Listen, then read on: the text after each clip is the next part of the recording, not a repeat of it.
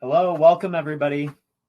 Glad to have you with us today for Sustainability Accounting, Manage Financially Material Metrics in Your Organization, a webinar brought to you as part of our monthly ISSP technical series, where we feature experts who provide you with the latest advances in sustainability, presented in an actionable format that you can put right to work in your job. So it's great to have you here with us and our presenter, Bert Hamner, who I am excited to introduce to you in a moment. My name is Cale Roberts, and I serve as the Communications Manager here at ISSP. Before we begin, a few notes on the technology that we're all using for today's webinar. In order to optimize your audio portion, we recommend that you listen over your computer speakers. Unfortunately, there is no dial-in option for today's event. So hopefully you're hearing us now loud and clear. This is a presenter-led training style event. So Bert will deliver his presentation, which will be recorded and is offered for continuing education credits for those of you who are maintaining your Sustainability Excellence professional credential today. We'll have that recording available to you within a couple business days. But you all in the audience also have a key role to play today. After Bert presents, we will spend the rest of the hour, around 10 minutes or so, in an interactive Q&A. You don't need to wait to ask those questions. You can go ahead and enter them into the box. And my colleague Alex and I will monitor that so that we're ready for your questions at that time. So now, without further ado, we have a lot of ground to cover today. Let's turn to today's training. Bert Hamner, so happy to have you with us. Bert joins us as a global expert in clean technology and many other disciplines, who returned to his longtime accounting interest in 2019 to found Sustainability CPE, Inc. He brings many years working in both the environmental reporting and accounting spaces, having written the first U.S. state-level environmental cost accounting guidance for evaluating potential investments in clean technology. And he's also taught environmental accounting seminars to the Washington Society of CPAs and others. Over the decades, he's consulted throughout Asia and South America, all over the United States, helping more than 100 companies to develop their pollution prevention plans. So I'll leave it there. Bert, could go on forever with you. You bring us great experience. So let's turn over to your portion now. Thank you for being with us. Thank you, Cale. It's a pleasure to be here. Double check, you can hear me okay? Loud and clear. That's great. Okay, and I'm famous for being able to be heard from a long way away.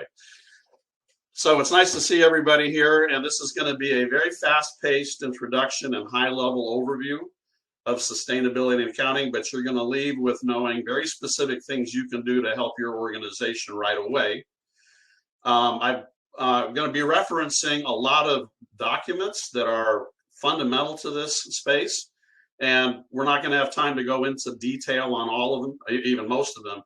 But I've made it available a zip file, which contains the entire document for every single thing I reference in this webinar. And you can download it from under the announcement section here. The links are right there, so you can know that it's available. The second thing is there's a longer version of this seminar, a 2-hour version of it with a lot more detail, obviously, hosted twice a month on an accounting education website, and a link to that is there as well. And accountants can actually get their 2 CPE credits necessary that'll help them meet their annual education requirements. So I'm going to just dive right in here, and if you have comments and questions, put them into the Q&A box, as you can see on the left side of your screen. You'll also be able to download this document from my website, Sustainability CPE. I've put together a simple spreadsheet catalog of 125 of the most relevant documents and education tools that you'll need in this space. This is a fundamental library for anybody that wants to be a management consultant in sustainability. And you can sort them by the type of document, the areas they reference, and it has a very short synopsis of what the document's about. So you just search the internet to find these, and you'll see, and you'll be able to get them all for free.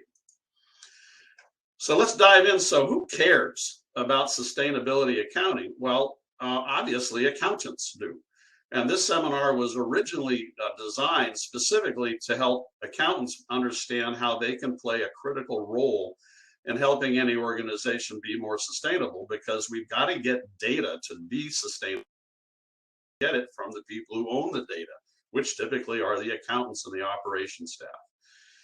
So starting with the CPAs out there who can get credits for this course, and the very big firms, they're out there advising large companies. They're doing public reporting on sustainability. They're producing financial reports, and they also do audits.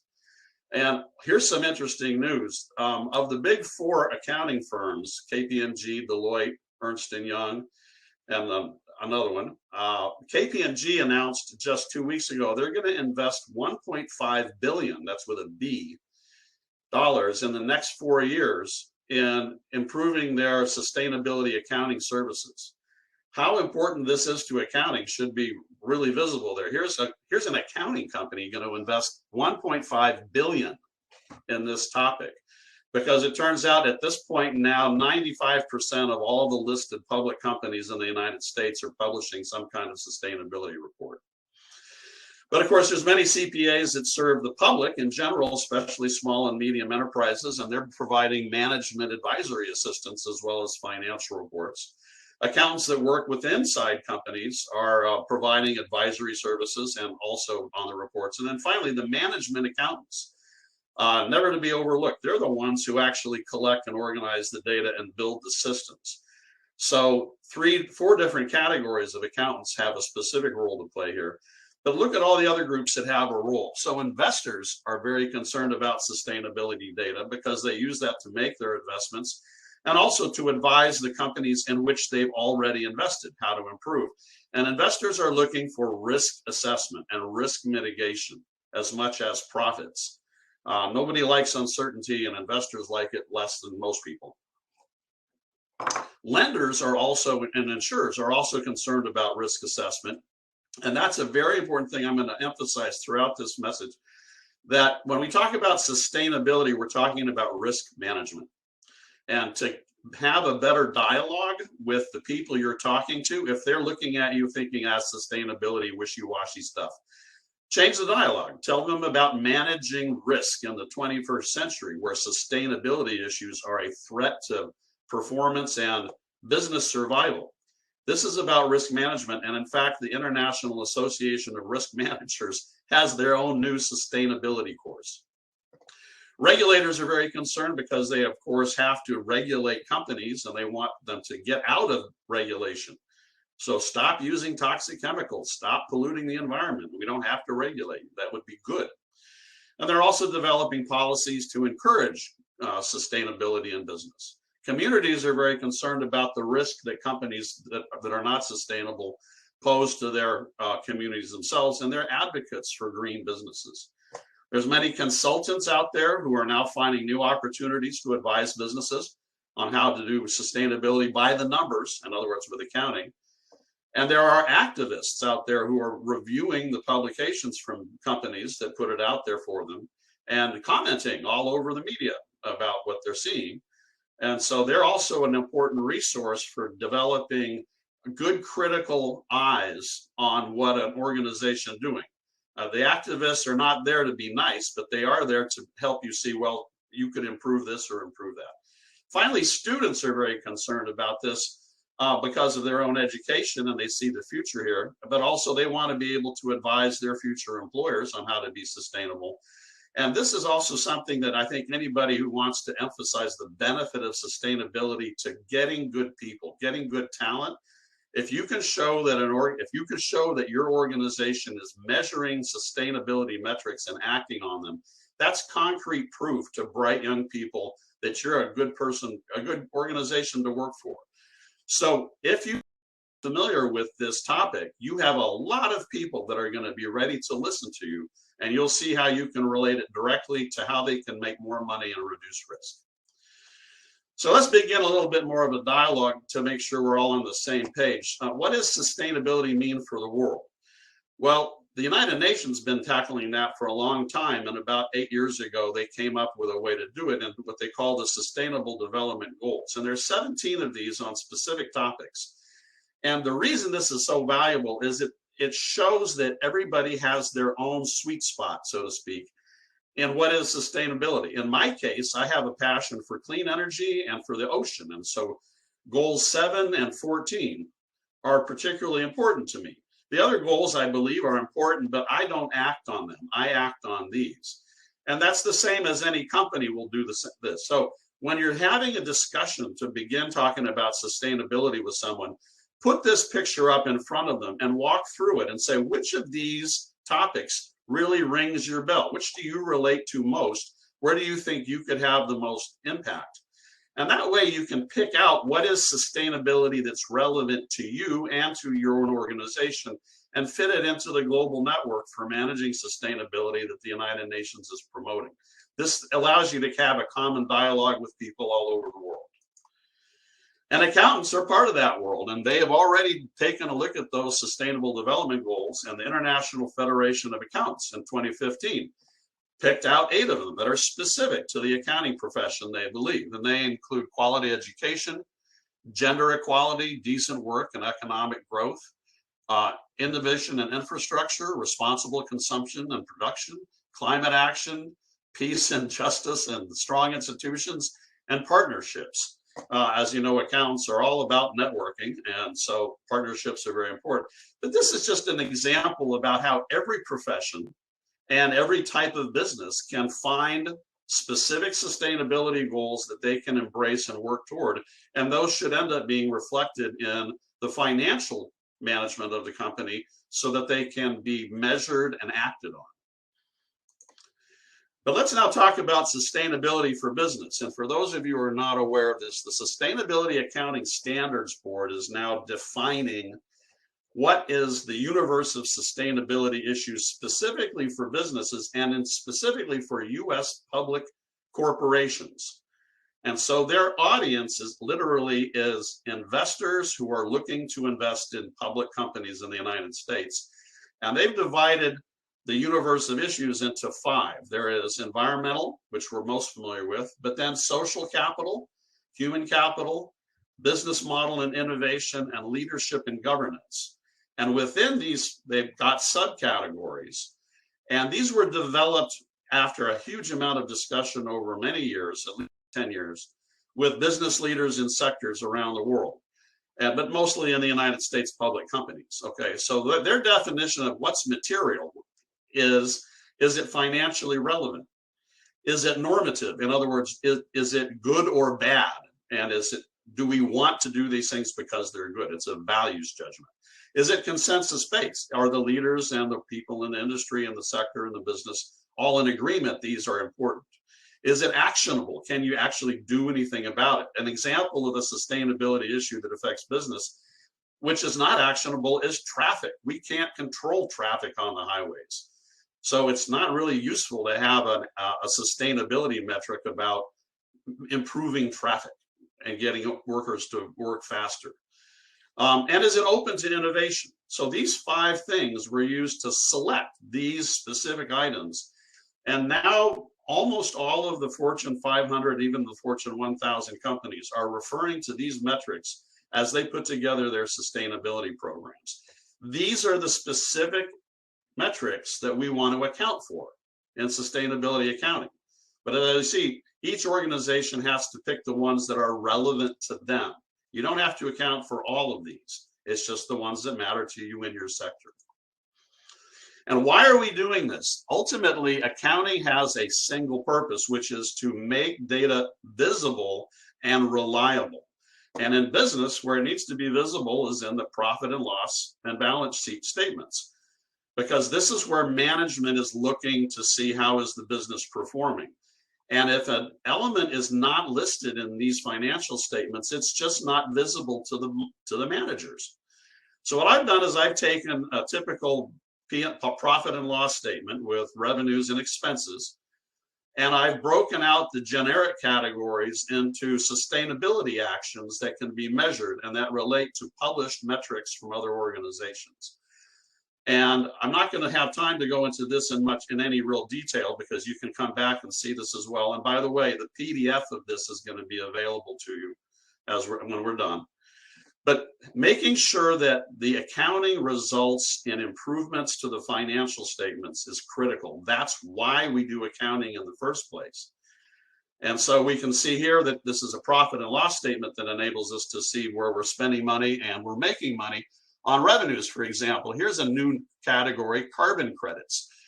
How can we make money by monetizing the reduction in carbon from our pollution, from preventing our pollution? So can we sell carbon credits when we make improvements and get some revenue off of that? That's a completely new revenue stream businesses haven't even thought about. And then if we look at balance sheets, what we have there, we have the assets and the liabilities of the organization.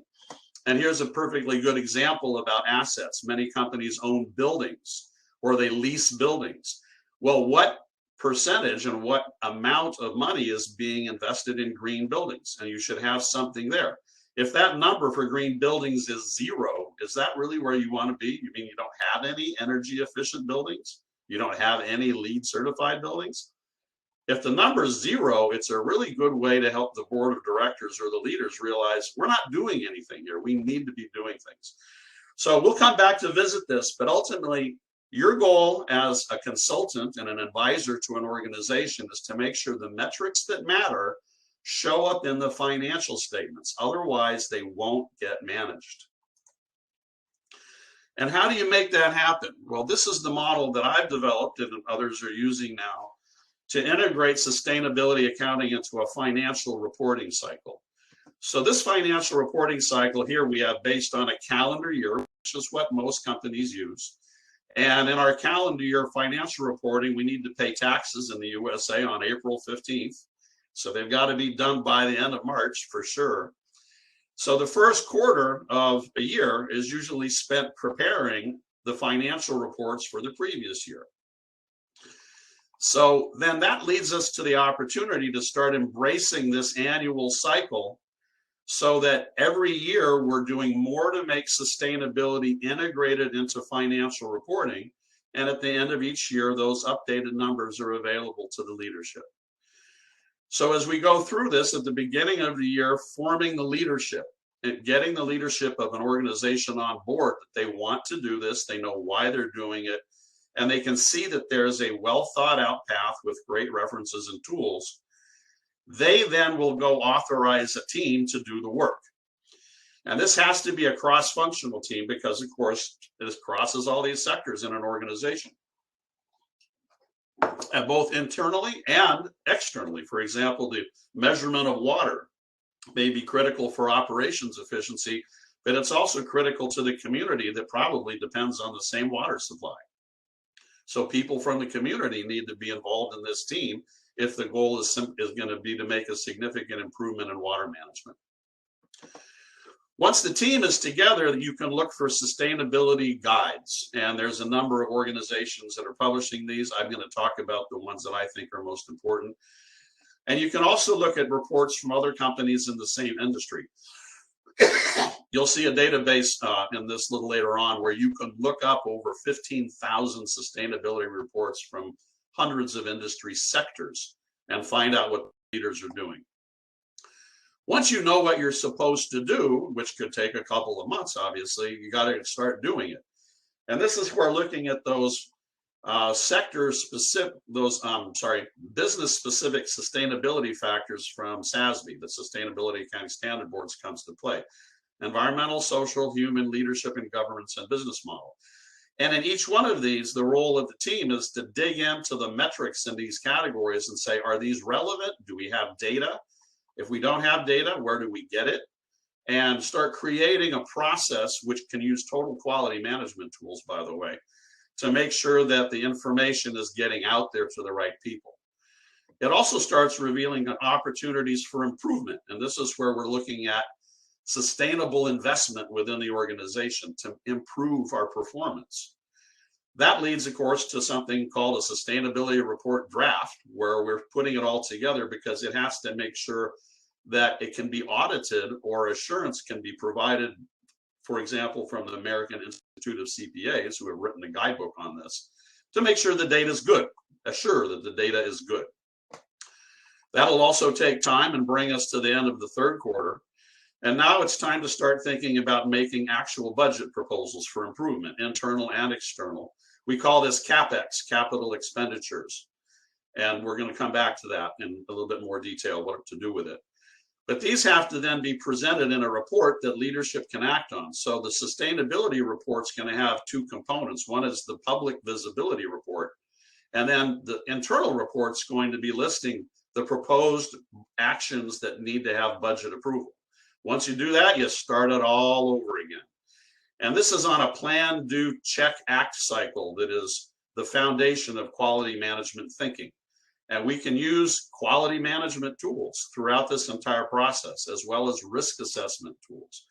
Those are things that are already embedded in financial thinking. And that way we can start putting the sustainability where it needs to be inside the financial management of the company. So let's go back to some origins, because this didn't come out. It really began with the concept of materiality in 1934, when the Securities and Exchange Commission was created, and the materiality of disclosure was developed as a critical concept.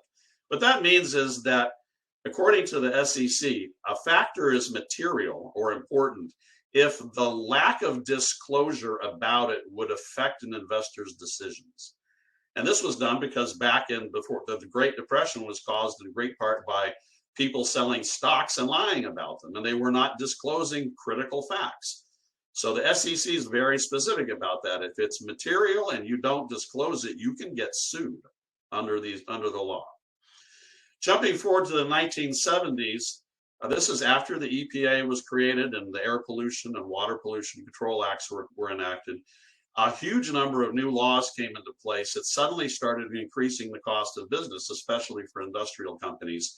And the cost kept going up, but the accounting systems didn't recognize it. And so what we ended up doing was the United States Congress passed in 1990 the Federal Pollution Prevention Act, which says the policy of the EPA and the government is to encourage prevention through improvement rather than focus on end-of-pipe treatment. So as much as we can, we want to go up the pipe, as the phrase goes, to find out why these things are happening and fixing them, instead of bolting on a wastewater treatment plant at the end of the pipe before we've done everything we can to minimize it.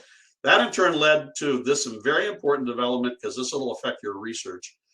Around the United States and then around the world, new programs on pollution prevention were created at the national level and then at state planning and technical assistance programs. And going out and helping companies cope with these new laws, what we discovered is bad cost accounting is everywhere. And people are doing bad math, and they're not doing the business like the proper business decision making, because they have the wrong numbers and the wrong ways to analyze them. That in turn led to the Environmental Management Accounting Network being formed around 1995, and then an academic center in England, which still exists. And this Environmental Management Accounting Network still exists, although it's sponsored now mostly out of Europe and Australia. So there's a group out there of people working in this space constantly to make it more advanced. The first seminal publication about environmental and sustainability accounting was created in 1995 by the EPA. This is included in your reference materials. It's about 100 pages. It's a really easy to read guide. And it'll get you right into the flows of energy and water and waste and how to measure them and how to analyze investing in them. Well, that was in 1995 and the EPA produced it. So in 1996, the Institute of Management Accountants asked the obvious question, why the heck is the EPA telling everybody what to do about accounting? We're the accountants. So they basically revised that EPA document into their own publication. And this is the first formal accounting publication on how to do sustainability accounting, and it's now 25 years old. But what we learned from going out in the field was that bad accounting is unsustainable. First of all, the accounting systems are not recognizing new compliance costs. For example, how many companies do you think are recognizing the potential cost of carbon emissions? We know that there's going to be a cost, but they're not accounting for it yet. And as a consequence, the internal pricing and within companies is distorted because most of the problems that are causing sustainability issues are coming from just one small part of the company, not everybody. But what typically happens is in big organizations, the costs of these compliance issues are spread across overhead. And when, for example, the cost of pollution control is considered to be a facility overhead, then everybody's paying some share of it. And that means that the clean people are subsidizing the dirty people, so to speak, or the clean processes subsidizing the dirty processes that are making most of the waste. The solution to this is activity-based costing, which again is something that many firms don't do because it gets a little complicated. But it's critical to make sure that the cost of managing sustainability is assigned to the activities and processes that create the cost, that it's not shared across everything because it distorts the cost data.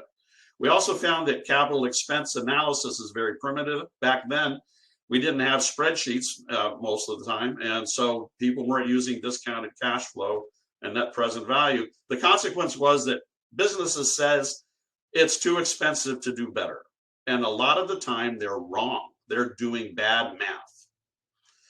So the solution is better accounting tools. And I don't have time to go through them, but I want you to come back to this in the future because each of these is a specific type of skill that you need to use in order to make sustainability quantifiable in an organization. And here are 2 guidebooks to this that are included in your downloads. So there's a problem and there is a solution, a technical analysis solution to make sure that we're not turning down sustainable investments because we're doing bad math. And what do we get if we do the math right? Well, this is the benefits of sustainability accounting from International Federation of Accountants and their sustainability framework, which will be a Bible for you if you continue in this area. It's a very substantive document. It's 192 pages, and it includes very detailed recommendations for accountants to act as management consultants. This is not about doing, standard tax accounting or other types of rules in accounting. This is acting as a management consultant on data.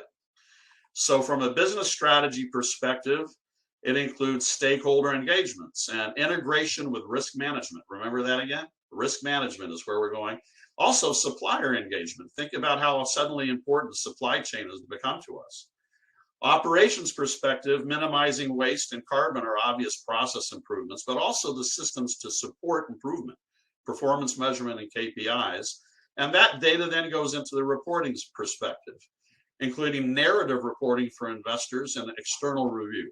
So each of these major categories, 3 major categories, is broken down into these subcategories. And for each one, this document will tell you how to act as a management consultant to help your client be more sustainable. Yes, okay, that seems like a lot in a quick time, right? I hope there's a clear way to do this. So let me show you. So I'm going to talk now about the key organizations and standards that will be your references going forward. So 4 different categories: technical and leadership, processes and teams, stakeholder metrics, and investor relevant metrics.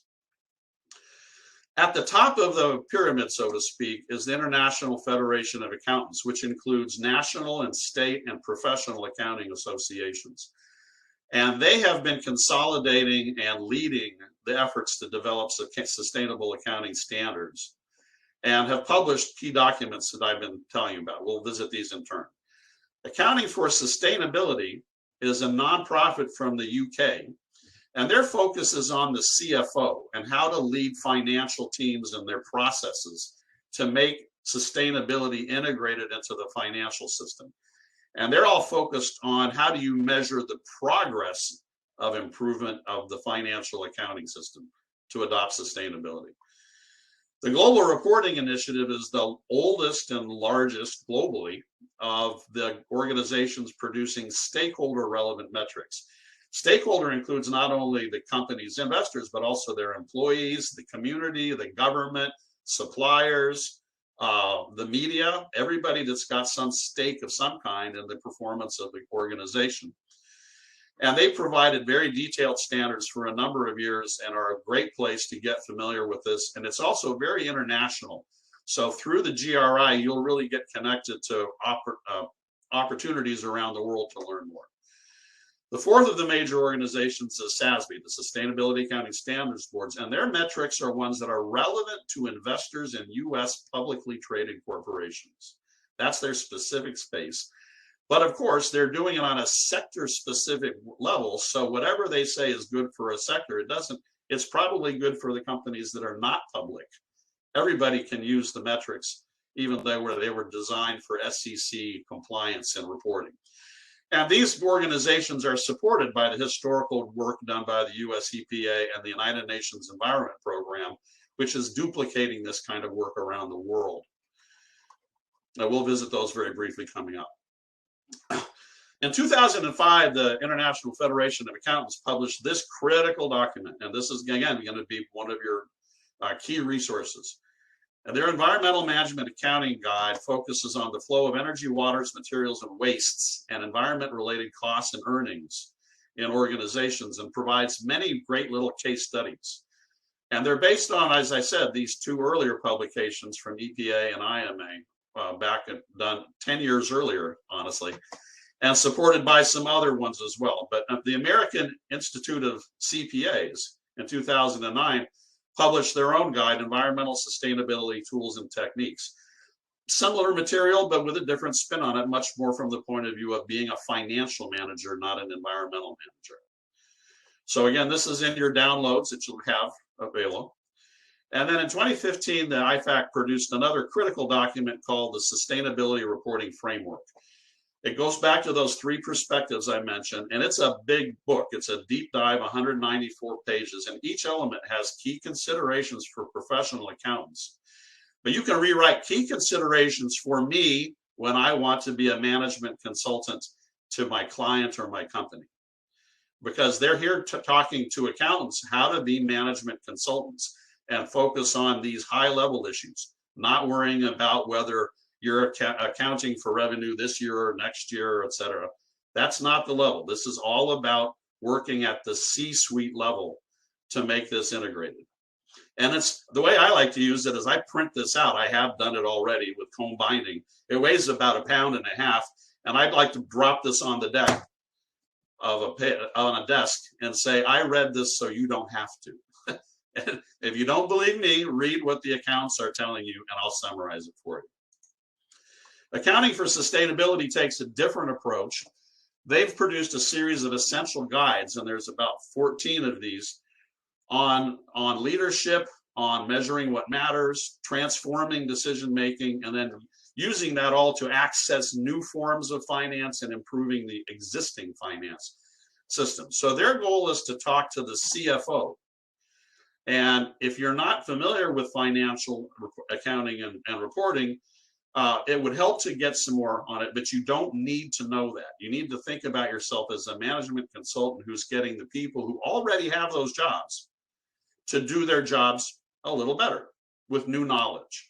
So here you want to be teaching and engaging people so that they can use the tools that are already out there. When we talk about examples of social and human capital, that's one of those things people just sort of scratch their head. What does that mean? Well, here in the CFO Leadership Network, they're providing examples such as license to operate, including response to expectations, tax policy, economic fairness, access to basic products and affordability, social trends such as obesity and nutrition, aging population, workforces, working conditions, human rights. These are examples. And the way to use this is to put these on the table with your customers and your clients and your company and just invite the discussion. Let's work through these things to find out how relevant they are, and if they are, how can we measure and account for them? The other thing that is done by the A4S is they've developed maturity maps, and that means that they're showing you the flow of aging, the flow of growth in the processes. So here's the strategic planning and budgeting and forecast of process, governance, performance management, technology, and data. And we begin here. We say, we're not doing anything. It's not integrated into these areas. And we want to be over here, which is sustainability is fully integrated. And here's where and how. And this is the midpoint. And the value of this is to show people, look, it's a journey. There's guidance to get from step to step. Don't think about how overwhelming it all is. It's going to take a while. And you can think about using that accounting and financial reporting framework, the circular annual reporting system, to move that way across this. And they've got this done for a number of different areas. And I just think it's really fascinating reading myself. And you can sit with people and say, where are we? Are we here? Are we here? How long will it be to get to there? It's a great document for building teams around because it focuses on the process and who does what. I've talked about Sas Be already, the Sustainability Accounting Standards Board. A couple of things just to mention here. Sas Be is not an accounting organization. It's private and nonprofit. It's not regulated, but their metrics are used by almost all the leading public companies in the country. And now, I mean, we're seeing sustainability reports coming out of Singapore and China and Eastern Europe as people start to realize at the management level that sustainability is about risk management and improving revenues and having a better workplace to attract top talent. Sas Be's key benefit is that it's very specific for sectors, so you can compare competitors. You want to know who's doing the best job in sustainability in the automobile business? You can look it up with Sas Be standards. I mentioned this already, so I will just recap it. These are the metrics that matter for Sas Be, for public companies, but also for any company and even nonprofit organizations can look in here and see where does this matter to us. Now, this is what Sas Be's done that's really fun. So online on their website, they've created the Materiality Map. So here we have those Sas Be material metrics. These are what we're accounting for. And this is an active chart. And it's divided up. Each black heading is a macro industry column. So for example, over here we have consumer goods. And over here we have food and beverage. Now, when you click on one of the black squares, it opens up, it expands into these subcategories.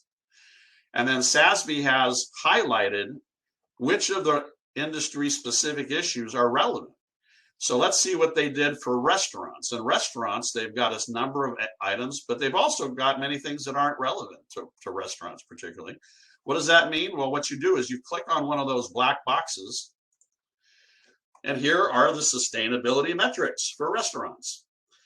For example, it says percentage of restaurants inspected by a food oversight safety body, receiving critical violations, foodborne illness outbreaks.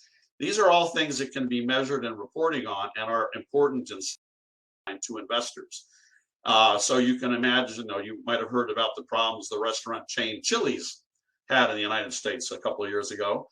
These are issues for them that nearly ruined their corporation. So focusing on these metrics to improve them could help anybody avoid that kind of outcome. But I really enjoy going through this materiality map because you can learn really quick about a lot of things about sectors that you just didn't know. And behind the scenes, you can download extensive technical manuals. How are each one of these factors measured? As you can imagine, I can't teach all this in 50 minutes, but you can learn it really quickly from the Sas Be materiality map. Here again are the metrics from the technical guidance for restaurants. So each one of these metrics has a chapter with details about how it was developed, what are the metrics, how are they literally measured. But always we need to remember that you've got to look at the reality of the situation, not just some menu. So here we have restaurants, but one of the things that's not mentioned in here anywhere is air pollution and air quality, because for most restaurants, it's not an issue. But there's one type of restaurant it is, and that's pizza. Pizza restaurants have big ovens and they're belching out lots and lots of heat and maybe smoke. Better not be smoke anymore. So every major pizza restaurant is regulated by the local air pollution control authority. So for pizza, air quality is a significant sustainability issue because you get regulated by the government for it. What I'm leading to is don't just look at menus, look at the reality of the situation and find out what other people are already caring about. A good way to do that, by the way, is sit down with an organization and say, tell me all the rules you have to comply with that might be sustainability related, and we'll start there. The initiative, as I mentioned, is the largest and oldest of the sustainability measurement organizations. Just to be blunt, everybody that's important is using GRI standards. And so you need to become familiar with them. And what they've done to make this a lot easier for us is they've also included the Sustainability Disclosure database, which includes about 15,000, maybe more now, company reports and searchable by sector and country and more. And that way we can use it to look up what are the competitors to us doing that we should be doing also. So GRI has three basic management standards, sort of how to do it and where to do it and who should do it. And then they break it out into 33 topic-specific standards covering economic, environmental, and social topics, each one of which has its own metrics, including the math formulas used to measure them. So again, the key is go through these guides, make sure you know what they're about, and then when you're sitting with your customer or your client, you can say, okay, let's go find the metrics that matter for you and pull them together into a framework. Here's an example of the Sustainability Disclosure database. So here I decided I'm going to be advising a car company. Let's say somebody making cars. Maybe I'm lucky and I'm advising Tesla, right? So I want to know, and Tesla wants to know, what's the sustainability leadership in car production? Well, I can go here and I can enter automotive sector, and I can enter North America, and up comes 5 items selected. Oh, that's from the United States and Europe, actually. And here are the reports from Harley Davidson and Honda for North America. And each one has got a link by year to their latest publication.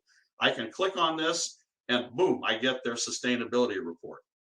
And again, this is super valuable for sitting down with your customers and clients and students as well to say, let's go see what people are doing who are considered to be the leaders. And let's find out what they have in common. Be very interesting to see what Harley Davidson and Honda are doing in common and what they're doing differently and why. So this is a great way, again, to prepare yourself for meeting with anybody. Once you know what sector they're in, you can go do your homework quickly with Sas Be and with these disclosure databases. So when you sit down with them, you already know what their issues are, and they'll be excited to hear that you found this out for them. Here's an example of the sustainability report from Nordstrom's, a department store based here in Seattle, where I live. These are the things that Nordstrom's, the department store, is accounting for. Human rights, energy, renewable energy, treasury and bond giving money away, paper, waste, water, and fleet efficiency for their vehicles. These are the sustainability metrics that matter for Nordstrom's, and they're accounting for them in a way that everybody can understand them. And even better, they can do it in a way that you don't even have to know how to read. You just have to be able to see, is something increasing or decreasing in performance? I want to show you briefly who are the companies in Washington State that are reporters. You hear Alaska Airlines, Amazon, Boeing, Nordstrom, REI, Microsoft, Sound Transit, our local organization of railway, Starbucks, you've heard of them. Our own state Department of Ecology, our county and city government are using the GRI reports.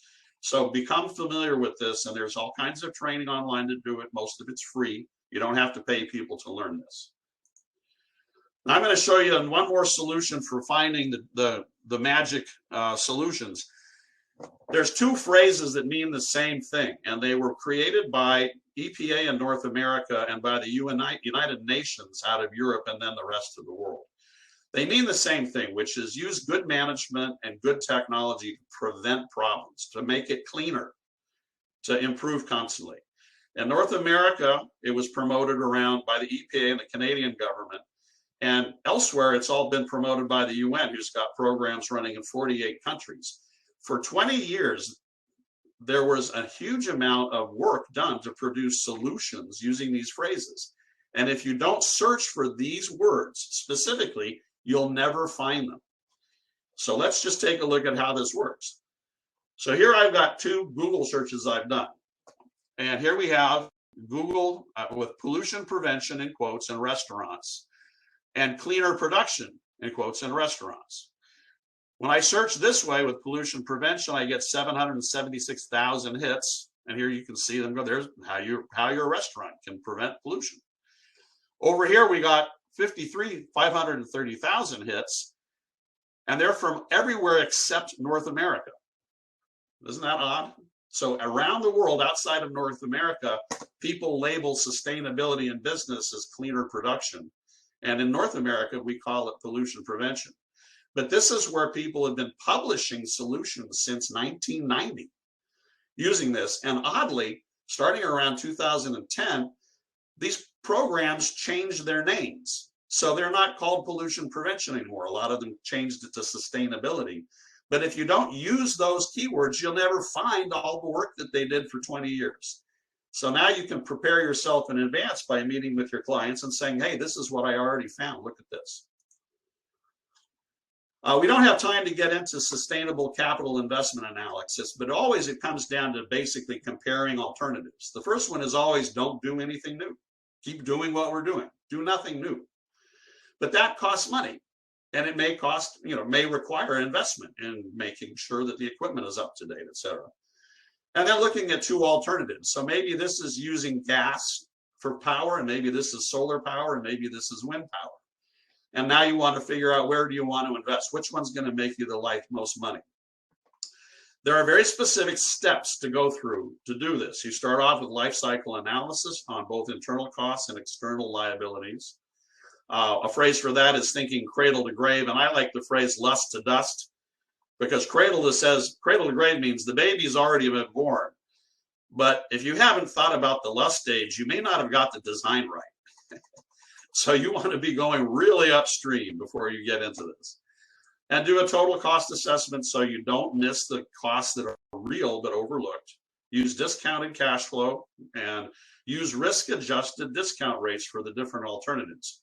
Risk continues to be the fundamental underlying driver of sustainability accounting. And when you invest in something to be more sustainable, what are you doing? You're reducing risk. Well, we know that if you invest in the stock market, if you're going to invest in a low risk bond, it's not going to pay very much. The higher the risk, the higher the rate of the return. So this is why we have to realize that do nothing has, sort of what you'd call your standard risk level. These ones will reduce the risks. If we get away from gas, we avoid the risk of gas price increases. So we need to understand that discount rates really matter. And the more you think about that, you'll say, well, I invest that way. I should be analyzing my investments that way. So here I hopefully have shown you a way to surf through these complicated issues by referring to the critical documents and ensuring that your audience understands where you're coming from. Because you want to be there saying, you're not listening to my opinion, you're listening to what the financial and accounting experts have been figuring out for the last 20 years. And here you go. And remember, have that IFAC sustainability document that's 2 pounds and 190 pages. Drop it on the table in front of them and say, let's talk.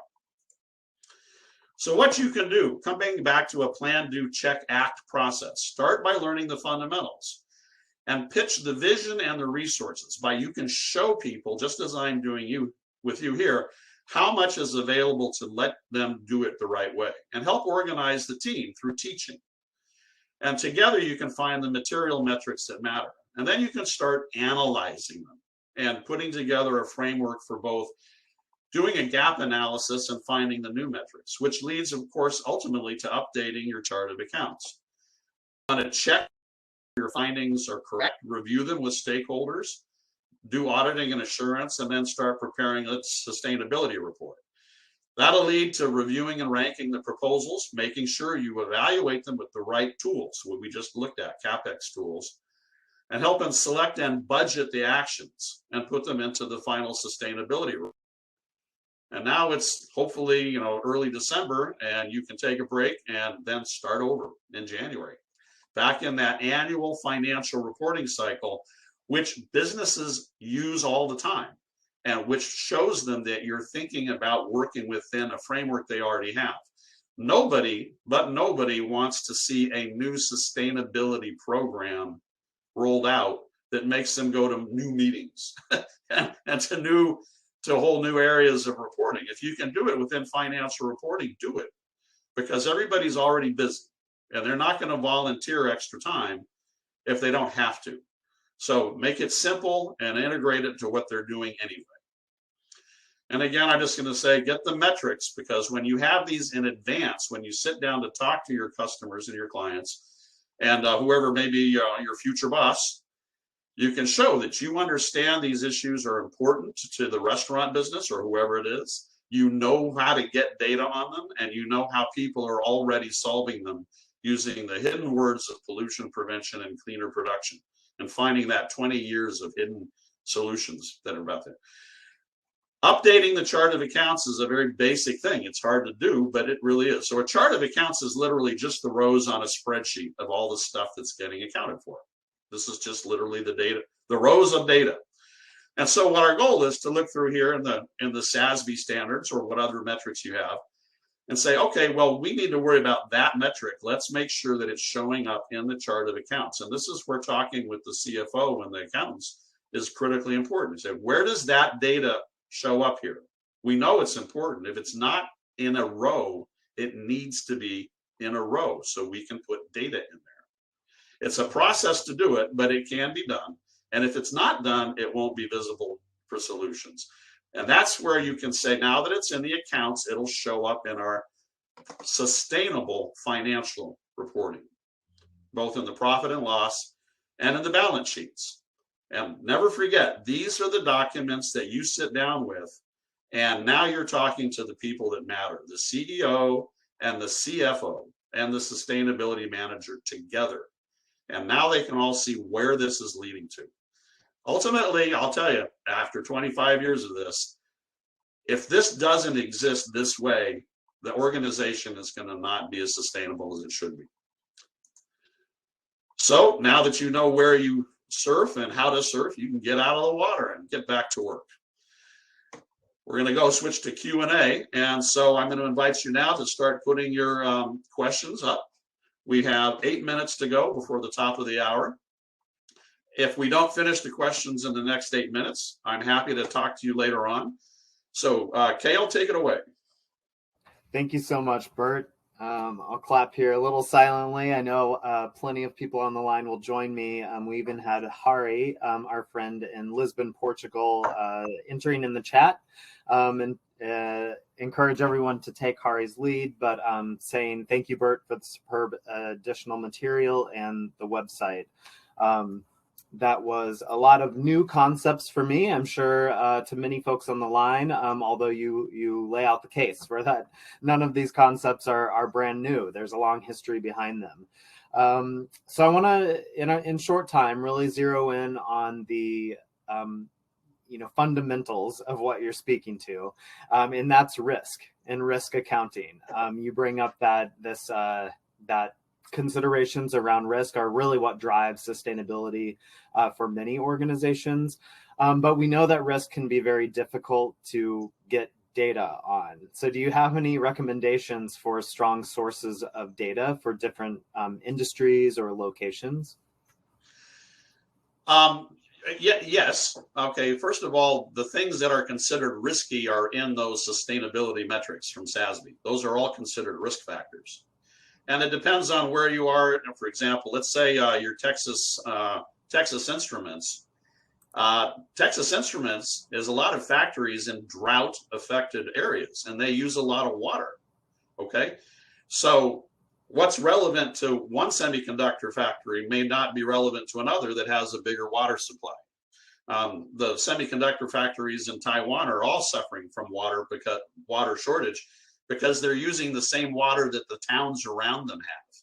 So there's a big fight for water, and it can shut down these businesses. But the way I approach risk assessment is as qualitative. What I do is I simply sit down with people and say, let's list the risk factors. And let's take our two alternatives, alternative 1 and alternative 2, and do nothing. And let's just score each one on our gut feeling on a scale of 1 to 5, which is risky. 1 is basically, this is not risky. Number 2, this is high risk. And you can add them all up. And at the bottom of the column, where you've got a final total. And it might tell you that alternative 2, based on our gut feeling in 30 minutes of work, alternative 2 looks like it's got a lot more risk to it. And so we can't put a hard number on it because it's a probability issue, isn't it? You can't say it's gonna cost me X. But you can say it's twice as likely to cost me something as the other alternative is. So I approach risk management as, first of all, revealing the risk elements. And in fact, in risk management, they often talk about having a risk register, which is literally a spreadsheet. Okay. And then invite the team in to say, let's just compare these things qualitatively. We don't need to have accurate data, but we need to have relative data. And the data may be gut feeling, but it could also be based on some more quantitative analysis. So I hope that'll help. There's a couple more questions that popped up. Yeah, thank you, Bert. For time, we'll combine these a little bit. I see Alex here, Alexander writing in. He is an ISSP expert, also has been in your shoes before presenting, and Bryce. So I think the question is around tips and lessons learned throughout your career, particularly the best ways to start getting involved in sustainability accounting. From the perspective of an accountant that's worked at a public accounting firm and separately that works at a management firm. So some people coming from being accountants themselves, others not working in finance departments. We'll have a lot of sustainability coordinators and officers on the line too. Right. Yeah.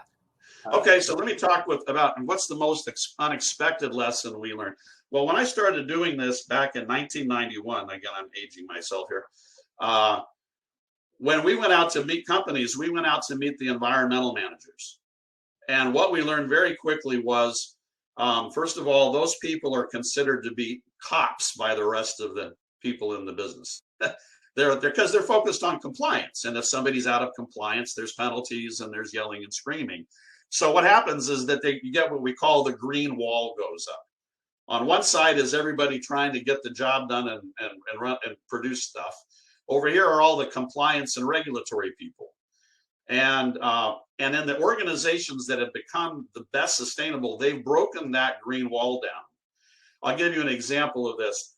Here in Seattle, there's a company called Fluke Electronics. Actually, they're north of this. But back then, they had one environmental manager on staff for a company with 1,000 people. And they had an excellent performance record, and they got the governor's award for pollution prevention repeatedly. Down in the Columbia Gorge near Portland, another company, a competitor called Tektronix, also making things like circuit board and stuff, had 30 people in the compliance section, and they had constant violations. And why? It's because Tektronix took the approach of enforcement, whereas at Fluke they took the approach of constant process improvement, treating environmental pollution and waste as a production defect that can be fixed with quality management, not by forcing people to put stuff in barrels. So we learned that we have to talk to the right people, and that is when you go in to talk to any organizations, you need to demand that you want to have a conversation with the CFO. Don't start at the wrong level. You want to get it. Everybody says, oh, come on and talk to the environmental guys. The environmental people, women too, sorry. The environmental people can't do anything unless they get empowered by their bosses. And that's what Accounting for Sustainability, the NGO, is really focused on. Make the CFOs embrace this and treat it as their responsibility, and they'll produce the data that is necessary for everybody else. And then in terms of best ways to get started, I think one nice way to do it is to just have a conversation with an existing client and put some of these tools on the table, show them the sustainability universe from Sas Be, and walk through it with them and just say, which of these things do you think is a risk issue for your company? And which do you think would lead to better improvement? It's really about having a dialogue with somebody who's got real issues instead of just reading about the background material. And it's really relevant working with pizza companies here in Seattle. I did it for a while. And that's where I learned about the air pollution issue, which when you think about it's kind of obvious, but until you're there, you don't realize how much of a pain in the neck it is to comply with the Air Pollution Control Authority if you run a pizza chain. So, if I had just if I had just looked at the Sas Be references, I would have missed that. Okay. So get started, take a couple of case studies. or people you've worked with, and go back to them and say, I've got a new way of looking about this. Can we have a conversation? So that's what I'd say is treat it as a dialogue process. The more you talk to people, the better you get at this. And I think I've talked to so many businesses with real problems. I've learned how to use this dialogue, as you said, to focus on risk. I take philosophy out of it. I focus on the issue that my philosophy is I should not get polluted by people who can't do their math right. I see one other question quickly. Is Sas Be part of the AICPA? No, it is not. Sas Be is a totally independent nonprofit. And recently, as in this year, it merged with another organization, and there are two of them now called the Value Reporting Foundation. And so the SASB's own original standards are part of that, but they're expanding it into a broader set of standards. But it's all in development and in the process, and in the time we have here, I don't have time for it. But look for the Value Reporting Foundation. If you go to SASB's website, they'll tell you right away, we're now the Value Reporting Foundation, but all their original content is still there. Finally, I'm just going to say we really need reviews for this content. And so if you can, send an email message to me, send an email message to Kale, or if you want to just go ahead and here in your Q&A, just put something up, say, just give us a quick review so that we can track it. Because your reviews and your quotes are what are going to help us build this as an offering for ISSP. And it's also the kind of information that helps clients come in and say, yep, well, if all these people are agreeing, I agree too. Finally, I'll just leave it at this. I'm going to be teaching more webinars on this and digging into the pieces in the future. And so please, if you can, join ISSP if you're not already a member. It's the best deal for education you'll find anywhere. And all of these webinars, as I understand it, are free on demand once you're a member. You can come back and watch it again. Be sure to go back again in the announcements to collect your downloads. All the documents I referred to in here are all free and available in a zip file. You just open that file on your computer and you'll be able to download the zip file and extract them all.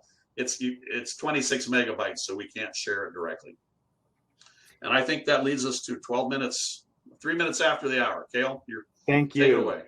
Thank you, Bert. You rounded us out there. I think you gave some great details of where we can go together next. As Bert said, we're hoping to put together a series with him. He clearly has much to share, and so it'll be great to hear from all of you and feedback if you'd like to see more on sustainability accounting, even exploring the possibility of a course. So if that's something you would take or others in your organization and company would take, that will help us build this case and the learning objectives for it. So thank you for that. We will circulate the recording and Bert's amazing roundup of resources in the coming couple days. And join us on the ISSP community platform, our members only online space, where we'll be continuing this conversation. So getting Bert and the rest of us set up in a group there to keep asking and answering questions on sustainability accounting. So thanks everyone for now. Check us out here in about a month's time when we'll have the next in our technical series, and we'll look forward to seeing everyone then. Thank you. Thanks, Bert. Thank you, everybody. Bye for now.